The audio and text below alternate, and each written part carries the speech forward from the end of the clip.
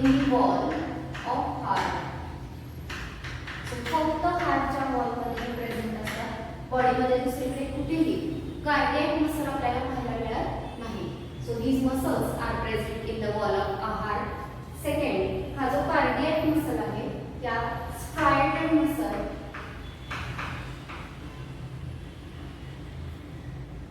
किंवा हा याच्या ज्या सेल आहेत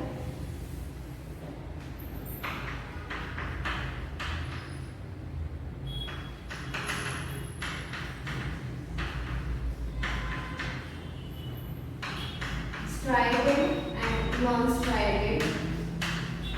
So दोन्ही टाइपचे पॅटर्न हे दाखवतात, striated as well as non-striated. Mostly याच्या सेल्स आहेत ते आपल्याला striated पाहायला मिळतात. याच्यावरती अल्टरनेट डार्क आणि लाईट बँड आहेत ते आपल्याला पाहायला मिळतात. सो सेल दोन्ही टाइपचे पॅटर्न दाखवतात, striated as well as non-striated. In short हा striated मसल आहे. नेक्स्ट, हा मसल सुद्धा इनव्हॉल्युंटरी आहे. फर्स्ट, स्केलेटल मसल जो आहे हा एकमेव मसल आहे जो व्हॉलेंटरी आहे, आपल्या विलनुसार वर्क करतो. सेकंड, आपण स्टडी केला स्मूथ मसल. स्मूथ मसल आपल्या विलनुसार वर्क करत नाही. इवन हा कार्डियक मसल सुद्धा आपल्या विलनुसार काम करत नाही. सो बघा, कार्डियक मसलला इनव्हॉलेंटरी मसल असेही म्हटलं जातं, कारण आपल्या हार्टचं बीटिंग जे आहे ते आपल्या इच्छेनुसार आपण कंट्रोल करू शकत नाही, किंवा पाहिजे तेव्हा स्टार्ट केलं स्टॉप केलं असं होत नाही. So these muscles are involuntary muscles. Next, these are uninucleated muscle fiber, uninucleated muscle cell. But they appear multinucleated. Muscle cell जे आहेत या ऍक्च्युली युनिन्यूक्लिएट आहे. आता बघा, हा पूर्ण जर फायबर बघितला तर असं वाटतं की पूर्ण एक मसल सेल आहे आणि याच्यामध्ये हे दोन न्यूक्लियस आपल्याला दिसतात. सो मल्टीन्यूक्लिएट आपल्याला वाटतो किंवा ऍपियर होतो, पण ऍक्च्युली ही पूर्ण एक मसल सेल नाही. इथपासून इथपर्यंत एक मसल सेल आहे आणि इथून पुढे ही दुसरी मसल सेल आहे. सो एका सेलमध्ये एकच न्यूक्लियस आहे, म्हणजे ही युनिन्यूक्लिएट आहे, पण दिसताना हा मल्टीन्यूक्लिएट दिसतो. मग का मल्टीन्यूक्लिएट आपल्याला वाटतोय, तर हे जे थिकनिंग इथे दाखवले किंवा इथे एक बँड दाखवलेला आहे डार्क, हा डार्क आणि लाईट बँड मधला बँड नाही, तर हे जे सेल आहे, सेलचं जंक्शन किंवा त्याचे मेम्ब्रेन आहे ती थिकन झाले, थिक झाले, आणि यामुळे दोन सेलचे मेम्ब्रेन या आणि या सेलचं मेम्ब्रेन एकमेकांशी फ्यूज झाले. सो बघा, due to cell junction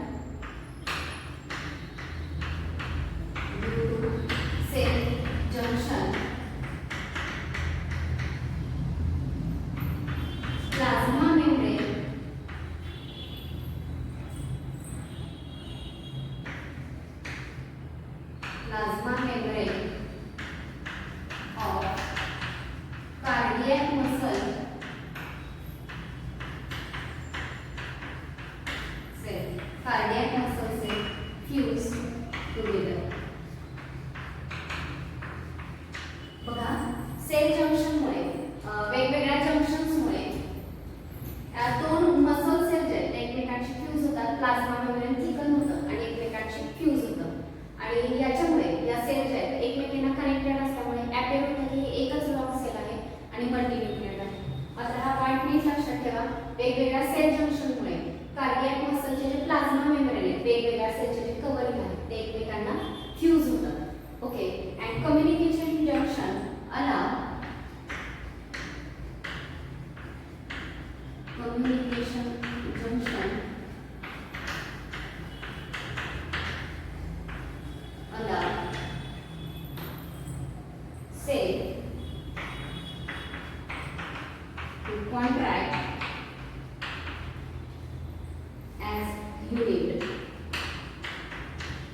Okay, so communication junction allows cell to contract as unit म्हणजे काय, तर वेगवेगळ्या सेल यावेळी एकमेकांना फ्यूज झालेल्या आहेत, या ऍडजसंट सेल एकमेकांच्या शेजारच्या नेबरिंग सेल एकमेकांना फ्यूज झालेल्या आहेत. यामुळे काय होतं ना, कॉन्ट्रॅक्शनचा स्टिम्युलस या एका सेल पर्यंत आला तर तिच्यापासून तिला कनेक्ट झालेल्या सगळ्या सेल पर्यंत तो जो स्टिम्युलस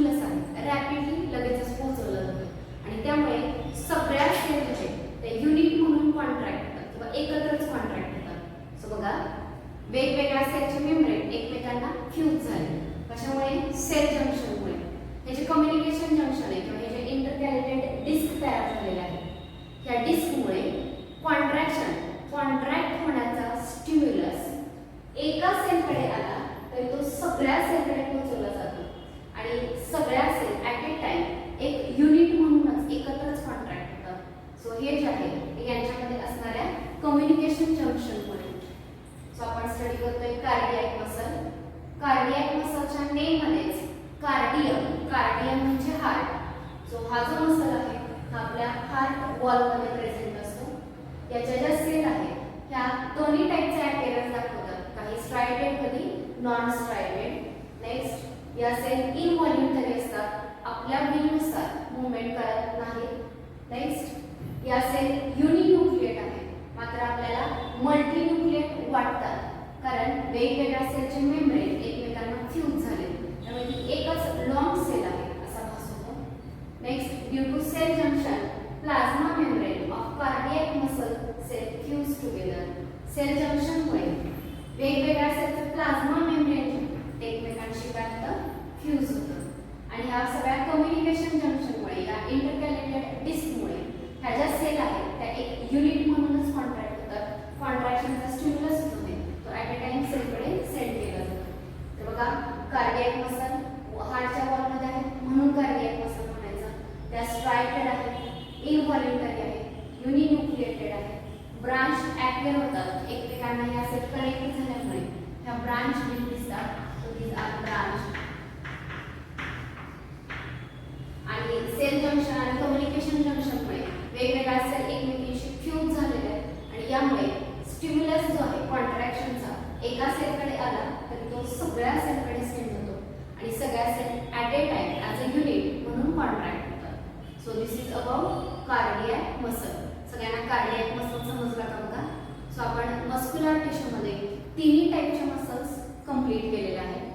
फर्स्ट महत्त्वाची गोष्ट सांगितली की मसल सेल तुम्ही आतापर्यंत पाहिल्या लॉंग आणि सिलेंड्रिकल शेपच्या असतात आणि यामुळे त्या फायबर सारखे अपीअर होतात. Hence they are called as muscle fibre, म्हणून यांना मसल फायबर असं म्हटलं जातं. नेक्स्ट, हे जे मसल फायबर आहे याच्या आतमध्ये मायोफायब्रिल्स असतात, म्हणजे ॲक्टिन आणि मायोसिनचे फिलामेंट्स असतात आणि हे जे मसल्स आहेत यांचं मेन फंक्शन आहे ते म्हणजे बॉडीच्या वेगवेगळ्या मूवमेंटमध्ये हेल्प करणं. जसं की स्केलेटल मसल जे आहेत ते आपल्या ज्या व्हॉल्युंटरी मूवमेंट असतील, नेकची मूवमेंट आहे, हँडची मूवमेंट आहे, लेगची मूवमेंट आहे, त्या सगळ्या मूवमेंट स्केलेटल मसलमुळे कॅरी आउट केल्या जातात. आणि दुसरा जो मसल दिलेला आहे सेकंड जो आपण स्टडी केला स्मूथ मसल, हा इंटरनल ऑर्गनमध्ये असतो. तो इंटरनल ऑर्गनच्या मूवमेंट कॅरी आउट करतो आणि कार्डियक मसल जो आहे तो आपल्या हार्टचं बीटिंग, हार्टचं कॉन्ट्रॅक्शन आणि रिलॅक्सेशन कॅरी आउट करतो. सो इन शॉर्ट, कोणत्याही टाईपचा मसल असू दे त्याचं फंक्शन आहे मूवमेंट कॅरी आउट करणं. आपण या टिश्यूचे 3 टाईप पाहिले, skeletal muscle, smooth muscle and cardiac muscle. तिन्ही टिश्यू तुम्ही डिस्टिंग्विशिंग फॉर्ममध्ये लक्षात ठेवू शकता. जसं की स्केलेटल मसल जो आहे हा स्केलेटनला अटॅच असतो म्हणून skeletal muscle. Smooth muscle branch नाहीये किंवा स्ट्रायशन्स नाहीये त्यामुळे स्मूथ अपीअर होतो म्हणून स्मूथ मसल. आणि कार्डियक मसल हार्टच्या वॉलमध्ये प्रेझेंट आहे म्हणून कार्डियक मसल. पहिला स्केलेटल मसल कसा आहे? स्ट्रायडेड. स्मूथ मसल कसा आहे? नॉन स्ट्रायडेड. आणि कार्डियक मसल दोन्ही पॅटर्न दाखवतो, स्ट्रायडेड, नॉन स्ट्रायडेड. नेक्स्ट आपण बघितलं स्केलेटल मसल व्हॉल्युंटरी आहे, स्मूथ मसल इनव्हॉल्युंटरी आहे आणि कार्डियक मसल सुद्धा इनव्हॉल्युंटरी आहे. नेक्स्ट, स्केलेटल मसल जे आहेत ते मल्टीन्यूक्लिएट असतात, स्मूथ मसल युनिन्यूक्लिएट असतात आणि कार्डियक मसल सुद्धा युनिन्यूक्लिएट, मात्र ते मल्टीन्यूक्लिएट अपीअर होतात. स्केलेटल मसल अनब्रांच्ड आहे, स्मूथ मसल सुद्धा अनब्रांच्ड आहे, मात्र कार्डियक मसलच्या सेल्स फ्यूज झाल्यामुळे हा कसा दिसतो? ब्रांच्ड दिसतो. सो यावेळी डिस्टिंग्विशिंग फॉर्म मध्ये हे तिन्ही मसल आणि त्यांचे फंक्शन, लोकेशन लक्षात ठेवा. माझ्यामध्ये टिश्यू जर समजला तर लोकेशन पण कळतं. स्केलेटल मसल स्केलेटनची काही तिथे अटॅच आहे, smooth muscle internal visceral organ मध्ये प्रेझेंट आहे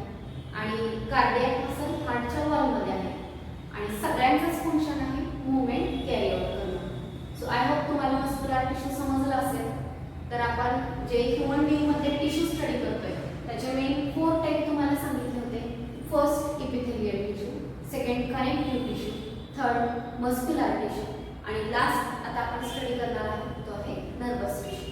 so see next type of tissue is the nervous tissue.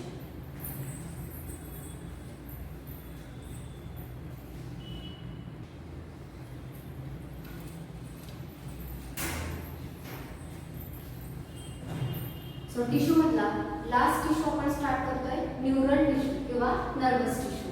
So याच्याबद्दल काय इन्फॉर्मेशन दिली आहे ते आपण एनसीईआरटी आणि स्टेट बोर्ड दोन्हीच्या कॉम्बिनेशन मध्ये पाहणार आहोत.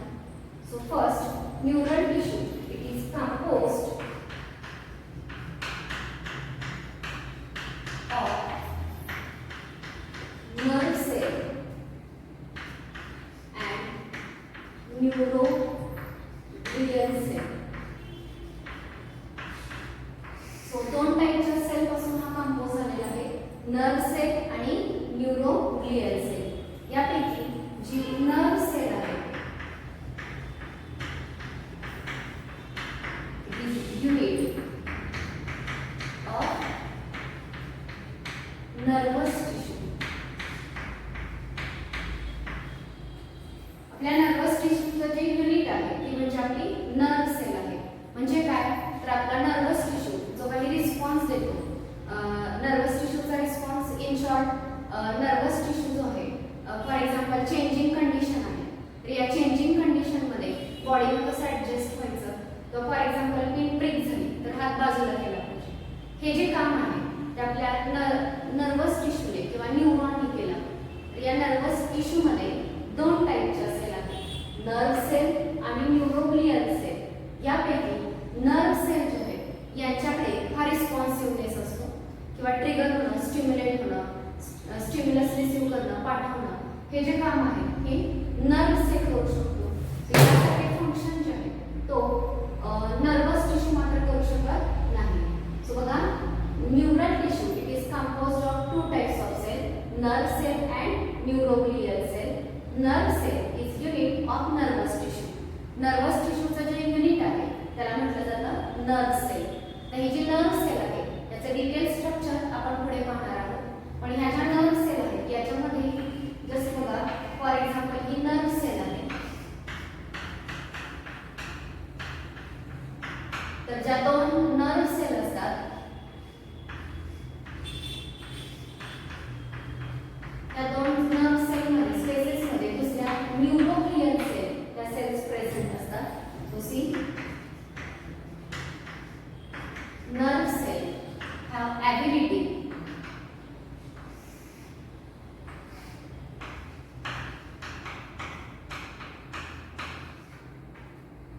to generate and conduct the impulse. So बघा impulse generate करणं आणि conduct करणं ही ability कोणत्या सेलकडे आहे, to generate and conduct impulse. ही जी ॲबिलिटी आहे ती आपल्या नर्व सेलकडे आहे. मात्र सेकंड जे आहे त्या neuroglia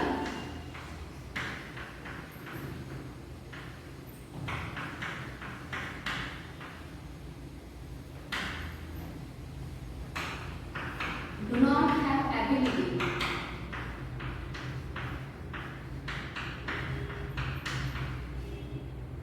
to conduct nerve impulse.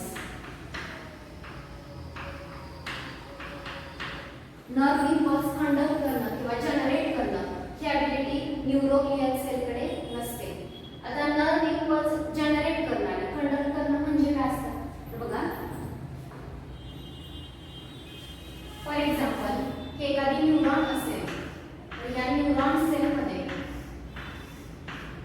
हा जो एंड आहे त्याला डेंड्राइट्स म्हटलं जातं. ते आपण डिटेल पुढे बघूया. हे डेंड्राइट इम्पल्स रिसीव्ह करतात आणि त्यानंतर हे जे खालचे लॉंग थ्रेड आहे याला ॲक्झॉन असं म्हटलं जातं.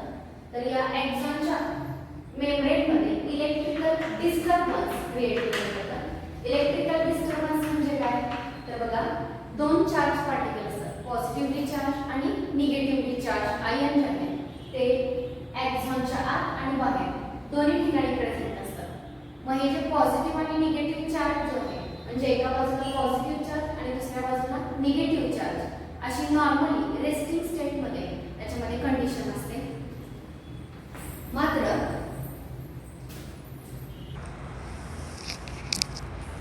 सो रेस्टिंग स्टेटमध्ये याच्यामध्ये नॉर्मली कंडिशन काय आहे, तर एका बाजूला पॉझिटिव्ह चार्ज आणि दुसऱ्या बाजूला निगेटिव्ह चार्ज या टाईपची कंडिशन प्रेझेंट असते. मात्र जेव्हा इलेक्ट्रिकल डिस्टर्बन्स होतं तेव्हा पॉझिटिव्हली चार्ज आयन आणि निगेटिव्हली चार्ज आयन डिस्टर्ब होतात, म्हणजे त्यांचा जो आधीचा बॅलन्स आहे तो डिस्टर्ब केला जातो. सो समजा बाहेर पॉझिटिव्ह चार्ज असेल आणि आत निगेटिव्ह चार्ज असेल, तर बघा हे बाहेरचा पॉझिटिव्ह चार्ज आतमध्ये आणि आतला निगेटिव्ह बाहेर, यावेळी इलेक्ट्रिकल डिस्टर्बन्स जनरेट केला जातो. याला म्हणायचं इलेक्ट्रिकल इम्पल्स जनरेट होणं. आणि या प्लाझ्मा मेम्ब्रेनच्या अक्रॉस हा जो डिस्टर्बन्स आहे तो एका एंडकडून दुसऱ्या एंडकडे सेंड केला जातो. तर डिस्टर्बन्स क्रिएट करणं याला म्हटलं जातं इम्पल्स जनरेट करणं. आणि हा इम्पल्स एका एंडपासून दुसऱ्या एंडकडे पाठवणं याला म्हटलं जातं नर्व इम्पल्सचं कंडक्शन, इम्पल्स कंडक्ट करणं. येते का लक्षात? बघा इथं इलेक्ट्रिकल डिस्टर्बन्स क्रिएट झाला म्हणजे नर्व इम्पल्स जो आहे तो जनरेट झाला, आणि नंतर हा डिस्टर्बन्स या टर्मिनलपासून या टर्मिनलपर्यंत सेंड केला जातो, म्हणजेच इलेक्ट्रिकल इम्पल्स जो आहे तो कंडक्ट केला जातो. सो ही दोन्ही ॲबिलिटी या नर्व सेलकडे आहे. मात्र या नर्व सेलला सपोर्टिंग दुसऱ्या ज्या न्यूरोग्लियल सेल आहेत यांच्याकडे हे नर्व इम्पल्स जनरेट करणं आणि कंडक्ट करणं ही ॲबिलिटी न्यूरोग्लियल सेलकडे नसते. नेक्स्ट बघा, नर्व सेल जे आहेत यांच्याकडे डिवाइड होण्याची ॲबिलिटी नाही आहे. दे डू नॉट डिव्हाइड, म्हणजे आपल्याला बाय बर्थ जेवढ्या नर्व सेल मिळालेल्या आहेत या तेवढ्याच राहणार आहेत. त्यांचा नंबर जो आहे तो डिव्हिजननी इन्क्रीज होऊ शकत नाही. सो हे नीट लक्षात असू द्या. आपल्या बॉडीमधल्या नर्व सेल अशा आहेत ज्या कधीही डिवाइड होत नाहीत. मात्र न्यूरोग्लियल सेल जे आहेत त्यांच्याकडे ॲबिलिटी आहे, they have ability of cell division. मग आता बघा, जसं नर्व सेलचं फंक्शन आहे की नर्व इम्पल्स जनरेट करणं आणि हा इम्पल्स एका एंडकडून दुसऱ्या एंडकडे कंडक्ट करणं, तसं न्यूरोग्लियल सेलचं फंक्शन काय आहे, तर न्यूरोग्लियल सेलचं मेन फंक्शन आहे ते म्हणजे it support and protect neuron. So neuron या ज्या सेल आहेत यांना सपोर्ट करणं आणि प्रोटेक्ट करणं हे न्यूरोग्लियल सेलचं फंक्शन आहे. सगळ्यांना समजलं का? बघा, नर्वस टिश्यू दोन सेलपासून तयार झालेला आहे, नर्व सेल आणि न्यूरोग्लियल सेल. नर्व सेल हे नर्वस टिश्यूचं युनिट आहे, कारण जे काही फंक्शन कॅरी आउट करते आपला नर्वस टिश्यू ते फंक्शन ॲक्च्युली नर्व सेल जे आहे ती कॅरी आउट करत असते. नेक्स्ट, ही जी नर्व सेल आहे हिच्याकडे इम्पल्स जनरेट करणं आणि कंडक्ट करणं ही ॲबिलिटी आहे. तर न्यूरोग्लियल सेलकडे हे इम्पल्स जनरेट करणं आणि कंडक्ट करणं ही ॲबिलिटी नसते. नर्व सेल कधीही डिवाइड होत नाहीत, न्यूरोग्लियल सेल मात्र डिवाइड होऊ शकतात. नेक्स्ट, न्यूरोग्लियल सेलचं मेन फंक्शन आहे ती या नर्व सेलला सपोर्ट करते आणि प्रोटेक्ट करते. नर्व सेलचं मेन फंक्शन आहे इम्पल्स जनरेट करणं आणि कंडक्ट करणं. सो ह्या ॲबिलिटी, याशिवाय हा जो नर्वस टिश्यू आहे यांच्याकडे इंटरसेल्युलर मॅट्रिक्स जे आहे ते नसतं. So intercellular matrix is absent. Intercellular matrix जे आहे ते याच्यामध्ये प्रेझेंट नाही आहे. यानंतर नेक्स्ट आपण न्यूरॉनचं किंवा नर्व सेलचं स्ट्रक्चर कसं आहे त्याची डिटेल पाहणार आहोत. इथपर्यंतची इन्फॉर्मेशन कळली का? बघा, नर्वस टिश्यूमध्ये दोन सेल, नर्व सेल आणि न्यूरोग्लियल सेल. नर्व सेल हे ॲक्च्युली नर्वस टिश्यूचं जे काही फंक्शन आहे ती नर्व सेल कॅरी आउट करत असते. शिवाय मी तुम्हाला सांगितलं न्यूरोग्लियल या सपोर्टिंग आणि प्रोटेक्टिंग सेल आहेत. ह्या सेलकडे डिव्हिजनची ॲबिलिटी आहे, मात्र नर्व सेल कधीही डिवाइड होत नाहीत. याशिवाय या नर्वस टिश्यूमध्ये इंटरसेल्युलर मॅट्रिक्स जे आहे ते अजिबात नसतं. आता नेक्स्ट, नर्वस सेलची जी डायग्रॅम आहे किंवा तिचे जे डिटेल्स आहेत ते आपण पाहणार आहोत. हे डिटेल्स आपल्याला स्टेट बोर्डमध्ये दिलेले आहेत, NCERTमध्ये दिलेले नाहीत, मात्र हे डिटेल्स माहिती असणं गरजेचे आहेत. त्यासाठी आपण हे कंटेंट स्टेट बोर्डमधलं पाहतोय. सो बघा,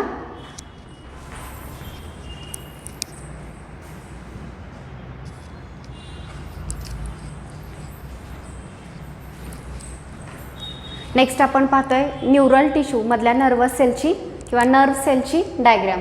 सो नर्व सेलमध्ये बघा, फर्स्ट हा जो पार्ट दिसतोय या पार्टला सायटॉन किंवा सेल बॉडी असं म्हटलं जातं. So it is called as cyton or cell body. तर हे जे सायटॉन किंवा सेल बॉडी आहे हिच्या आतमध्ये हे जे स्ट्रक्चर दिसते सर्क्युलर, हा त्याच्या आतमध्ये न्यूक्लियस प्रेझेंट असतो. याशिवाय बाजूला सायटोप्लाझम आहे. फक्त हे सायटोप्लाझम जे आहे हे ग्रॅन्युलर सायटोप्लाझम असतं आणि याच्यामधले जे ग्रॅन्युल्स आहेत या ग्रॅन्युल्सना आर कॉल्ड निसल्स ग्रॅन्युल. या ग्रॅन्युल्सना निसल्स ग्रॅन्युल असं सुद्धा म्हटलं जातं. नेक्स्ट, हे जे सायटॉन किंवा सेल बॉडी आहे हिच्यापासून हे ब्रांचेस अराईज होतात आणि ह्या ज्या स्मॉल ब्रांचेस आहेत या स्मॉल ब्रांचला डेंड्रॉन असं म्हटलं जातं. आता बघा, सायटॉनपासून ही जी मेन ब्रांच अराईज झालेली आहे हिला नेम दिलेलं आहे डेंड्रॉन. सो या डेंड्रॉनपासून स्मॉल ब्रांचेस अराईज होतात.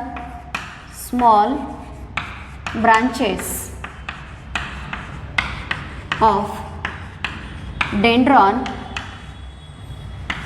R called as dendrite. याच्या ज्या स्मॉल ब्रांचेस आहेत बाजूच्या यांना डेंड्राइट्स असं म्हटलं जातं. म्हणजे ही जी मेन आहे ही डेंड्रॉन आणि ह्या ज्या बाजूच्या स्मॉल ब्रांचेस आहेत यांना डेंड्राइट असं म्हटलं जातं. सो बघा, डेंड्रॉन आणि डेंड्राइट. सो आपण मेन सेल बॉडीचे पार्ट बघितले. सो हा मधला जो पार्ट आहे हिला सेल बॉडी किंवा सायटॉन असं म्हटलं जातं. तिच्या आतमध्ये न्यूक्लियस आणि ग्रॅन्युलर सायटोप्लाझम असतं. ह्या सेल बॉडीपासून ब्रांचेस अराईज होतात आणि त्या ज्या ब्रांचेस आहेत त्यांना डेंड्रॉन म्हटलं जातं आणि या डेंड्रॉनपासून अजून स्मॉल ब्रांचेस अराईज होत आहेत ज्यांना डेंड्राइट असं बोललं जातं. नेक्स्ट बघा, ह्याच्यापासून एक लॉंग प्रोसेस अराईज होते आणि ही जी लॉंग प्रोसेस आहे या प्रोसेसला ॲक्झॉन असं म्हटलं जातं. सो ही जी लॉंग प्रोसेस आहे या प्रोसेसला ॲक्झॉन असं म्हटलं जातं. नेक्स्ट, हे जे ॲक्झॉन आहे ह्या ॲक्झॉनच्या बाजूला किंवा ॲक्झॉनच्या आतमध्ये मायटोकॉन्ड्रिया जे आहेत हे प्रेझेंट असतात. So mitochondria are present in axon. So ॲक्झॉनमध्ये लार्ज नंबरमध्ये मायटोकॉन्ड्रिया प्रेझेंट असतात.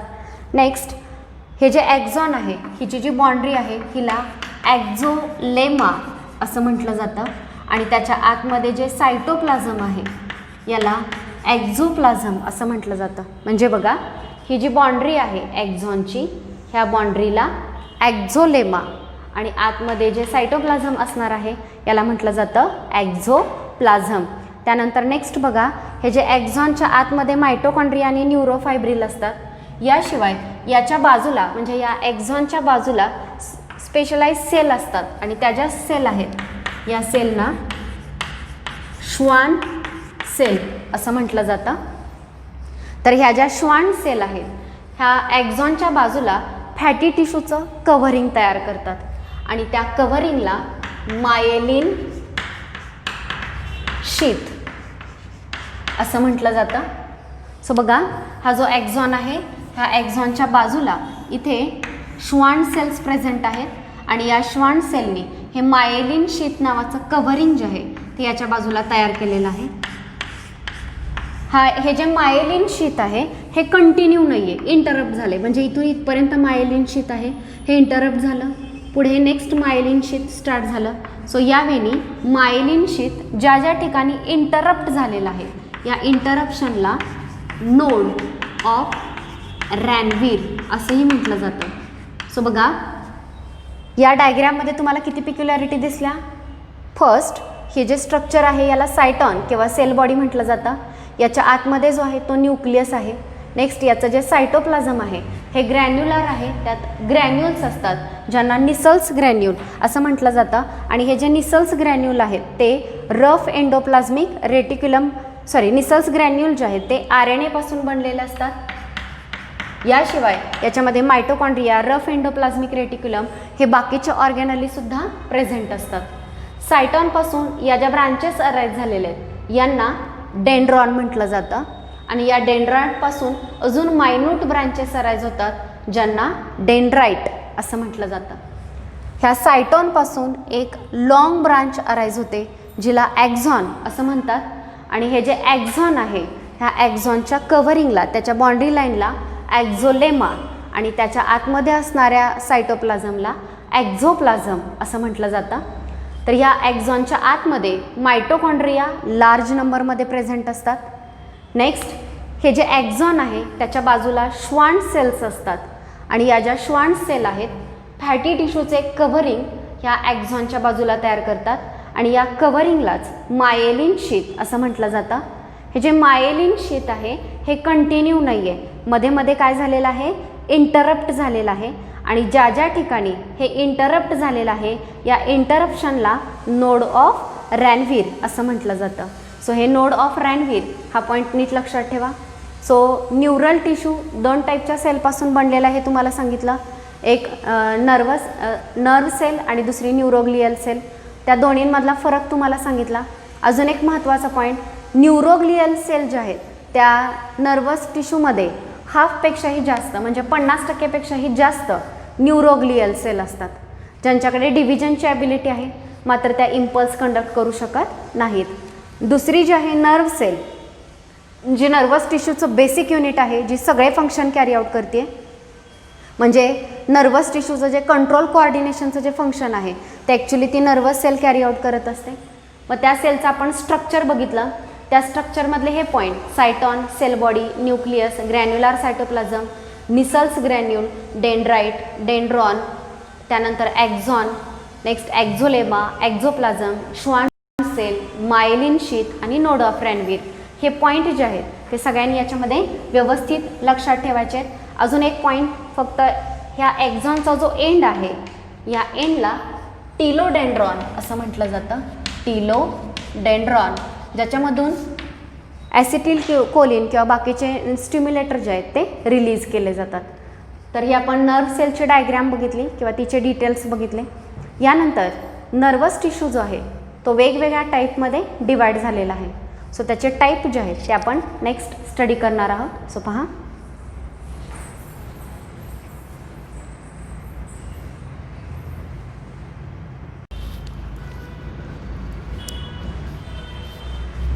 Okay. So next is types of neuron. So न्यूरॉनचे जे टाईप आहेत ते आपण वेगवेगळ्या रिझनवरून आपण पाहणार आहोत. For example, based on function, neuron काय फंक्शन करतायत त्या बेसिसवरती न्यूरॉन जे आहेत ते 3 क्लासमध्ये क्लासिफाय केले जातात. त्यात फर्स्ट आहे afferent neuron. So afferent neuron carries impulse from sense organ to central nervous system.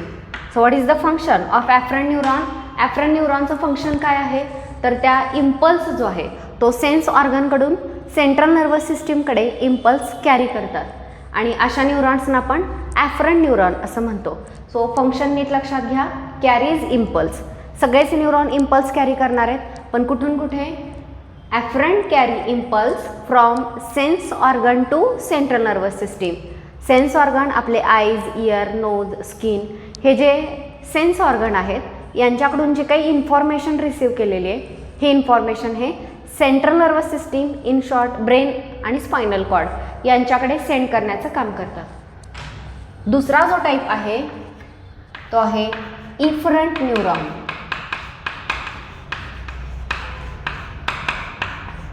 So next is efferent neuron. So see, efferent neuron carries impulse from central nervous system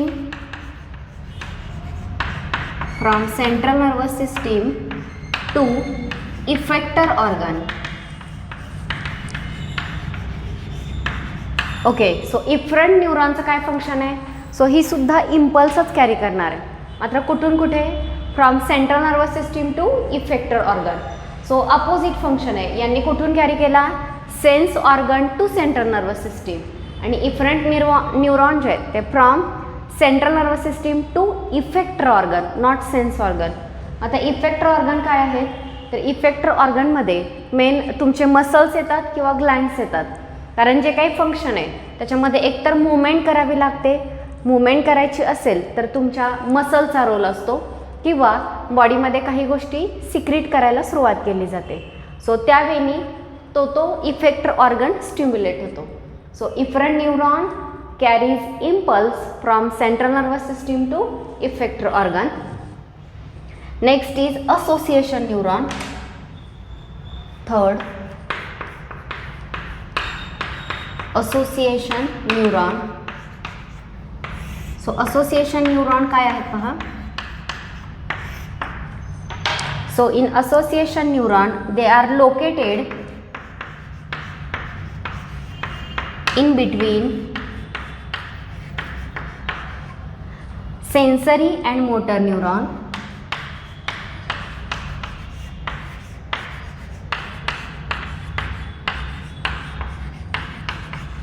okay, तर या ज्या आहेत त्या in between sensory आणि motor neuron locate झालेले असतात. In short, जर ही सेन्सरी न्यूरॉन असेल जी सेन्स ऑर्गनकडून इम्पल्स सेंट्रल नर्वस सिस्टीमकडे कॅरी करते, सपोज ही सेंट्रल नर्वस सिस्टीम, आणि जर ही इफरंट न्यूरॉन असेल जी सेंट्रल नर्वस सिस्टीमकडून इम्पल्स इफेक्टर ऑर्गनकडे कॅरी करते, तर यांच्यामध्ये इथे इंटरमिजिएट फंक्शन करणारी जी न्यूरॉन आहे तिला म्हटलं जातं association neuron.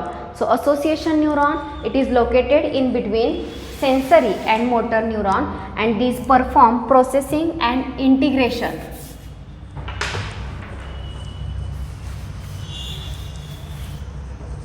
Perform processing and integration of impulse.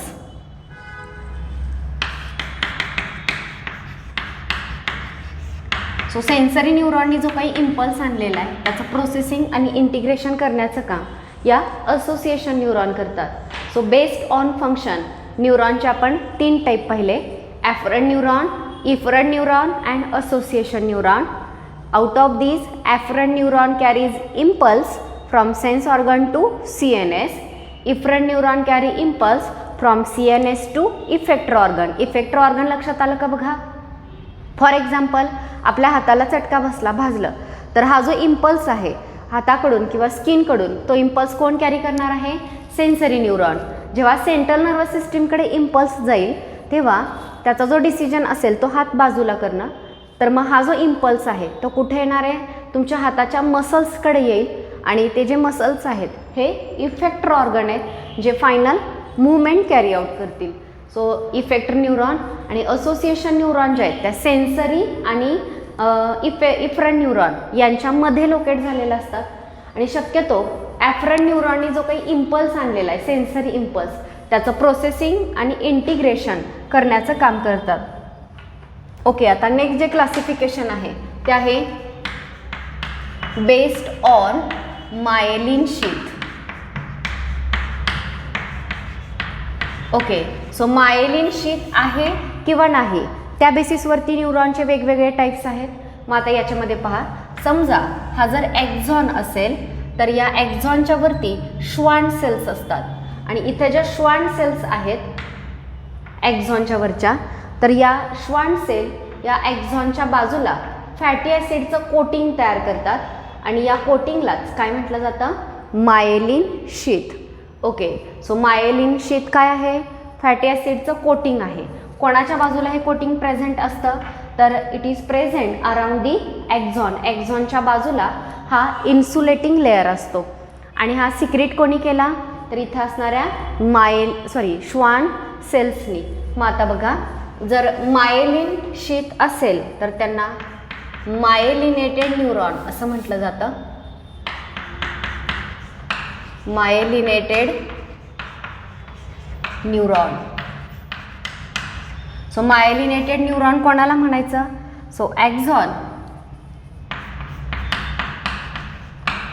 Is covered bye myelin sheet. यांचं जे ॲक्झॉन आहे हे मायलिन शीटनी कव्हर केलेलं असतं. अशा न्यूरॉन्सना मायलिनेटेड न्यूरॉन असं म्हटलं जातं. सो मी आताच दाखवलं, जर हा ॲक्झॉन असेल तर या ॲक्झॉनच्या बाजूला असं फॅटी लेअर जर प्रेझेंट असेल, कोटिंग जर असेल, तर याला म्हटलं जातं मायलिनेटेड न्यूरॉन. तुम्ही डायग्रॅम स्टडी केलेली आहे, तुम्हाला माहिती आहे हे मायलिनेटेड न्यूरॉन जे आहे ते मध्ये मध्ये इंटरप्ट झालेले असतात आणि त्या इंटरप्शनला आपण नोड्स ऑफ रॅनवीर असं म्हणतो. तर हे मायलिनेटेड न्यूरॉन आहेत. यांच्यामधून जे इम्पल्स कंडक्शन असतं, impulse conduction is fast. Okay, यांच्यामधून होणारा इम्पल्स कंडक्शन जे आहे ते फास्ट आहे as compare to non myelinated. का फास्ट आहे तर बघा, इम्पल्स जेव्हा या पॉईंटला येतो म्हणजे नोड ऑफ रॅनवीरला, तिथपासून impulse direct next node of रॅनवीरला जम्प करतो. सो जम्प करत इम्पल्स जो आहे तो सेंड केला जातो आणि याला साल्टेटरी कंडक्शन असं म्हटलं जातं. Saltatory conduction. हे जर नीट समजून घ्यायचं असेल तर बघा, इम्पल्स कंडक्ट करणं म्हणजे काय असतं तर बघा, ॲक्झॉनच्या बाहेरच्या बाजूला पॉझिटिव्ह चार्ज असतो आणि आतल्या बाजूला निगेटिव्ह चार्ज असतो. सो इम्पल्स कंडक्ट केला जातो म्हणजे काय तर ह्या चार्ज पार्टिकलची मूवमेंट जी आहे ती आत बाहेर केली जाते आणि हे जे पोलराइज मेम्ब्रेन आहे ते डिपोलराइज केलं जातं. मग आता पहा, जर इथं मायलिन शीथ असेल तर चार्ज पार्टिकल जे आहेत ते आतून बाहेर किंवा बाहेरच्या आत जाऊ शकत नाही. जर जायचेच झाले तर दोन मायलिन शीटच्या मध्ये हा जो गॅप आहे ज्याला आपण नोड ऑफ रॅनवीर म्हणतोय, त्याच ठिकाणी फक्त हे चार्ज पार्टिकल आत किंवा बाहेर जाऊ शकतात. सो इथं आत बाहेर गेले तर डायरेक्ट नेक्स्ट जो नोड ऑफ रॅनवीर आहे तिथेच ते डायरेक्ट मूव्ह करणार आहेत, तिथंच चॅनल जो आहे तो प्रेझेंट असणार आहे. सो इथून इम्पल्स डायरेक्ट या नोड ऑफ रॅनवीरवरती जम्प करतो. तर याला म्हटलं जातं साल्टेटरी कंडक्शन. सो हे आपण पाहिलं मायलिनेटेड न्यूरॉन. असेच नॉन मायलिनेटेड न्यूरॉन असतात. Non myelinated neuron. Okay, non myelinated neuron कोणाला म्हणायचं तर ॲक्झॉन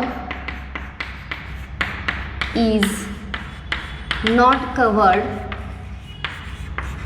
बाय मायलिन शीथ. यांचा जो ॲक्झॉन आहे तो मायलिन शीटने कव्हर केलेला नसतो. सो अशा न्यूरॉनना नॉन मायलिनेटेड न्यूरॉन असं म्हटलं जातं. सो फंक्शनच्या बेसिसवरती आपण न्यूरॉनचे 3 टाईप पाहिले, afferent neuron, efferent neuron and association neuron. आणि मायलिन शीट प्रेझेंट आहे की ॲबसेंट आहे त्या बेसिसवरती मायलिनेटेड अँड नॉन मायलिनेटेड असे 2 टाईप आपण पाहिले. सो मायलिनेटेड न्यूरॉनमध्ये ॲक्झॉनच्या बाजूला मायलिन शीटचं कोटिंग असतं आणि नॉन मायलिनेटेड न्यूरॉनमध्ये ॲक्झॉनच्या बाजूला मायलिन शीटचं कोटिंग नसतं.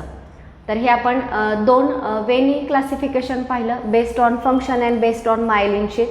नेक्स्ट जे क्लासिफिकेशन आहे ते त्या सेल बॉडी जी आहे त्या बॉडीपासून किती प्रोसेसेस अराईज होत आहेत त्या बेसिसवरती 3 टाईप पडतात, युनिपोलार, bipolar and multipolar neuron.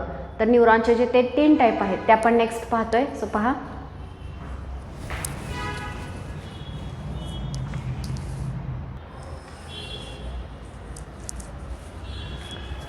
Okay. So न्यूरॉनचं लास्ट क्लासिफिकेशन जे आहे ते कसं आहे तर it is based on number of processes given out by cyton. सायटॉनपासून किती प्रोसेसेस अराईज होतात त्या बेसिसवरती न्यूरॉनचे 3 टाईप जे आहेत ते केलेले आहेत. याच्यामध्ये फर्स्ट जे आहेत हे आहेत युनिपोलार neuron.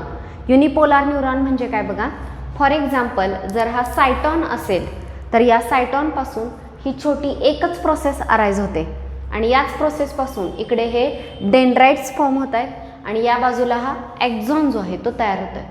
So uni means single, neuron single pole किंवा सिंगल प्रोसेस अराईज होते ह्या सायटॉनपासून आणि त्या एकाच प्रोसेसपासून एका बाजूला डेंड्राइट आणि दुसऱ्या बाजूला ॲक्झॉन जे आहे ते तयार होतं.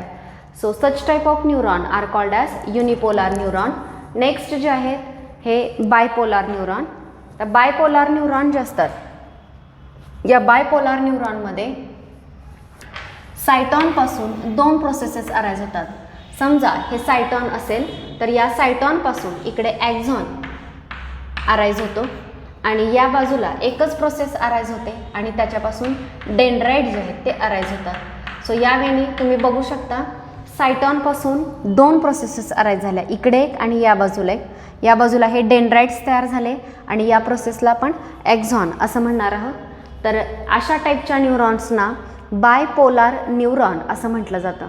पुन्हा एकदा बघा, बायपोलार न्यूरॉनमध्ये बाय मीन्स टू, किती प्रोसेसेस अराईज होतात तर टू प्रोसेसेस अराईज होतात एका सायटॉनपासून. त्यात या बाजूच्या प्रोसेसेसना डेंड्रॉन आणि इकडे जी आहे ती ॲक्झॉन अराईज होते. हा बायपोलार न्यूरॉन होता जो आपल्या रेटिनावरती म्हणजे डोळ्यामध्ये सगळ्यात आतला जो स्क्रीन असते डोळ्याची, रेटिना ज्याला म्हटलं जातं किंवा पडदा ज्याच्यावरती इमेज तयार होते, तर त्या रेटिनावरती अशा बायपोलार न्यूरॉन प्रेझेंट असतात. नेक्स्ट आहेत मल्टीपोलार न्यूरॉन. मल्टीपोलार न्यूरॉनमध्ये हा जो सायटॉन आहे ह्या सायटॉनमध्ये एक ॲक्झॉन ही लॉंग प्रोसेस अराईज होते आणि बाकी छोट्या छोट्या याच्यापासून डेंड्रॉन जे आहेत त्या अराईज होतात. सो एका सायटॉनपासून बऱ्याच स्मॉल प्रोसेसेस ज्या आहेत त्या अराईज होतात, म्हणून याला मल्टीपोलार, दोनपेक्षा जास्त प्रोसेसेस अराईज होत आहेत. सो अशा टाईपच्या न्यूरॉनना मल्टीपोलार न्यूरॉन असं म्हटलं जातं. सो न्यूरॉनचे आपण सायटॉनपासून किती प्रोसेसेस अराईज होतात त्या बेसिसवरती 3 टाईप्स पाहिले: unipolar neuron, bipolar neuron and multipolar neuron. In unipolar neuron single process arise from cyton. In bipolar neuron 2 processes arise from single cyton. या सायटॉनपासून 2 प्रोसेस अराईज होतात. One is dendron and one is axon. एकच dendron, ह्या पुढे त्याच्या branches आहेत, मात्र dendron इथून अराईज होताना एकच आहे आणि ॲक्झॉनसुद्धा एक. In multipolar neuron it gives out more than 2 process. 2पेक्षा जास्त प्रोसेसेस मल्टीपोलार न्यूरॉनमध्ये अराईज होतात. याच्यामध्ये बघा, सायटॉनपासून हा एक ॲक्झॉन जो आहे तो अराईज झाला आणि रिमेनिंग जे आहेत हे डेंड्राइटसुद्धा, बरेच डेंड्राइट या एका सायटॉनपासून अराईज झालेले आहेत. सो या टाईपच्या न्यूरॉन्सना मल्टीपोलार न्यूरॉन असं म्हटलं जातं. सो आपण नर्वस टिश्यू जो आहे तो आज कंप्लीट केलेला आहे. नर्वस टिश्यूमध्ये आपण नर्वस टिश्यूमध्ये नर्व सेल आणि न्यूरोग्लियल सेल ह्या दोन्ही टाईपच्या सेल आपण पाहिल्या. त्यानंतर न्यूरॉनचं जे स्ट्रक्चर किंवा डायग्राम जे आहे ते डिटेल आपण पाहिलं आणि या न्यूरॉनचे classification, first based on function, second depending on myelin sheath is present or absent आणि third number of processes arising from cyton. या बेसिसवरती आपण क्लासिफिकेशन जे आहे ते स्टडी केलेलं आहे. सो आजच्या व्हिडिओमध्ये आपण इथेच थांबणार आहोत. आजपर्यंत स्ट्रक्चरल ऑर्गनायझेशनमध्ये 4 पॉईंट आपले कंप्लीट झाले: epithelial tissue, connective tissue, muscular tissue आणि लास्ट आपण स्टडी केला नर्वस टिश्यू. यानंतरच्या नेक्स्ट व्हिडिओमध्ये आपण कॉक्रोच हा जो नेक्स्ट पॉईंट आहे या लेसनमधला तो स्टार्ट करणार आहोत. सो आजच्या व्हिडिओमध्ये आपण इथेच थांबतोय. थँक्यू.